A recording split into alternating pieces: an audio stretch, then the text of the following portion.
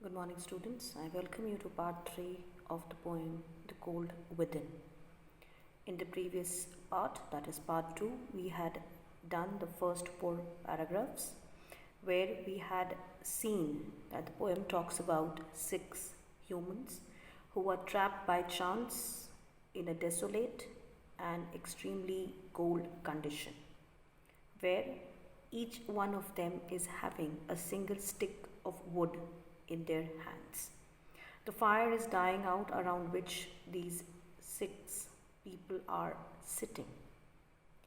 And the major problem, what the poet discussing here in the poem is that in spite of all of them having one stick in their hand, they are not willing to put it into the dying fire to keep it alive or to keep it burning.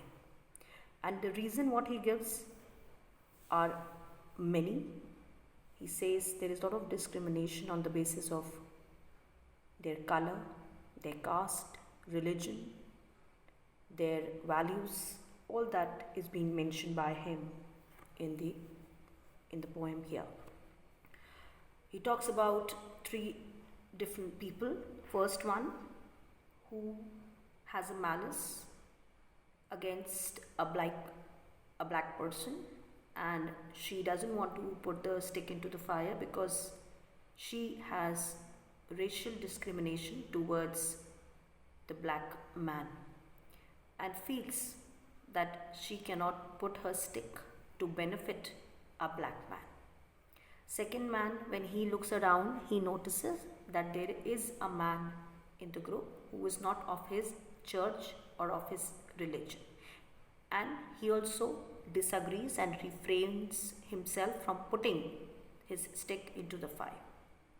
Here we can see the discrimination on the basis of religion. Third person who is mentioned here is a poor man who feels that he should not put his little bit resources what he is having for people who are already very rich, and he has spite against the rich people. So these were the 3 kinds of people whom the poet has discussed in the first 4 paragraphs. Now I move ahead to the 5th paragraph. It says like this: the rich man just sat back and thought of the wealth he had in store and how to keep what he had earned from the lazy, shiftless poor. Here, just diametrically opposite. Diametrically opposite means directly opposite to the poor man in that circle sits a rich man. He is proud of his wealth and only worried about keeping his wealth safe from the poor person. He keeps his stick away from the poor, whom he considers to be lazy. Shiftless means somebody who has no aim, no ambition of becoming rich, or no aim in his life to grow. So he feels that he cannot waste his stick in the fire for somebody who is not worth of it. Here in this stanza we can see discrimination on the basis of class, wealth and possession. Now I move to stanza 6. Stanza 6 says like this: the black man's face bespoke revenge as the fire passed from his sight, for all he saw in his stick of wood was a chance to spite the white. Now, this 6th stanza, or the 6th one, is talking about a black man. It is now his turn to put his stick in the fire. But as the black man is a victim of racism, he is not willing to put his stick in the fire.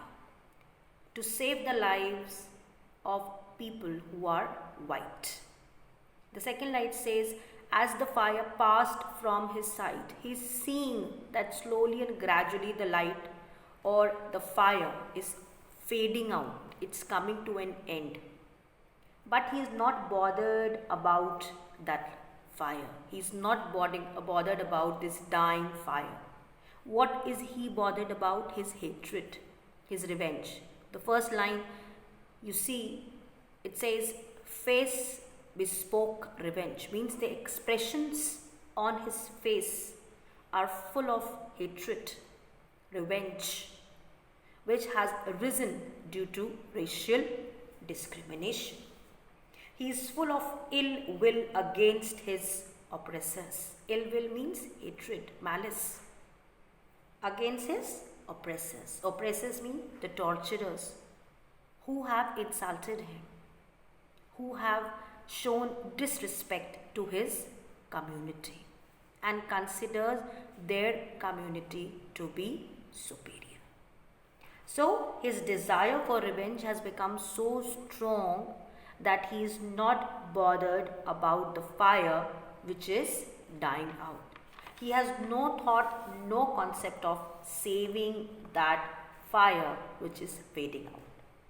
The black man has lot of malice towards the white and is not willing to help others with the stick that he is holding. Was a chance to spite the white means this was the he was having the chance or the opportunity to show his anger, his hatred. Spite is hatred towards the white. I move further in stanza 7. It says, the last man of this forlorn group did not accept for gain, giving only to those who gave, was how he played the game. Now, the poet passes judgment over the group for the first time now in this paragraph. And he calls the last man selfish and opportunistic, somebody who is only bothered about getting for himself, only availing the opportunities which are going to benefit him. He will only help somebody when he will be helped by that same person. He cannot help someone because they require it. He will only help those people who will help him. He is not willing to give away his stick for others without getting any benefit from there. Here in this paragraph, the poet calls the group as forlorn. What is forlorn? Forlorn means hopeless, pitiful condition, bad condition. A group which is almost in distorted conditions. Each one of them is having an opportunity to save each other, but not willing to do it just because of their prejudice, their malice, their hatred towards it. Because they are behaving in an inhuman manner. The poet called this circle of refusal to help others as a metaphorical game of life that all of them are about to lose. Metaphorical here symbolizes a very sad game, a very tricky game where they are bothered about themselves, and that self is going to end within few hours because they are not going to help each other. There is no one in that group who is willing to put one stick in that dying fire. They don't want to keep it alive. The only thing they want to keep alive is their hatred, is their hard feelings. They are just consumed by self-indulgence. Self-indulgence means only thinking about their pleasure, their desire, their thoughts and their feelings. Now I move to the last stanza of the poem. It says, Their logs held tight in death's still hands was proof of human sin. They did not die from the cold without. They died from the cold within. It says, it's almost reaching to the end of the poem where ultimately everybody is going to die. Their logs held tight in death's still hand. Now the poet is describing their dead bodies. The sticks are being held in their hands. Death's still hand means no motion, no movement, no commotion. And they are holding that log in their hand. The fire, which is almost fading out, coming to end. The same way the fire is coming to end, the lives of people have also come to an end. Death's still hands refers to their concept, their thought of refusal to help each other. Here the poet personifies death with still hands, no movement, no opportunity to save each other in spite having something in their hand that could have saved them from dying. And then he says, was proof of human sin. This is the proof of human sin. That you had that life-saving aspect with you, but you did not use it to save your life. Why? Because of your human sin of discrimination. They did not skimp. They did not scum because of cold outside. Scum means die.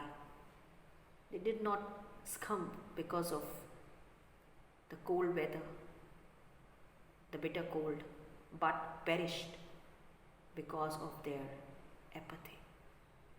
Apathy means their lack of concern about somebody, lack of interest to save somebody. That feeling was not there. The poet calls out their sin of opting to die with a stick in their hand rather than throwing it into the fire to save everyone. The last two lines, you see, it says, they did not die from the cold without. They died from the cold within. The last lines show the irony. Irony means the bitterness, the hard reality of life, the hard reality of human attitude, of these men becoming agents of their own demise. Demise means death. They died because they became selfish, self-centered. They did not bother to help others, rising above their feelings and emotion. They gave weightage to their malice, to the hatred, to the feelings, but not to the importance of human life. That is why in the beginning the poet uses words like inhuman discrimination. So much of unethical attitude, so much of hatred towards each other, when you all belong to the same community of human beings. I move further to the central idea of the poem. Through this poem, James Patrick Kinney attempts to bring into limelight the futility, the hardship, the shallowness. What is shallowness?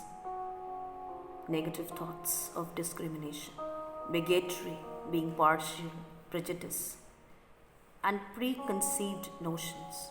Preconceived notion means when you start assuming things without going into its detail. The intolerance, the enmity existing between the people is the main reason for the death of the 6 men trapped in the cold. They could have helped each other, rising above their prejudice, but did not do that. Being biased with racial, religion, social and economical prejudice, they refused to help each other.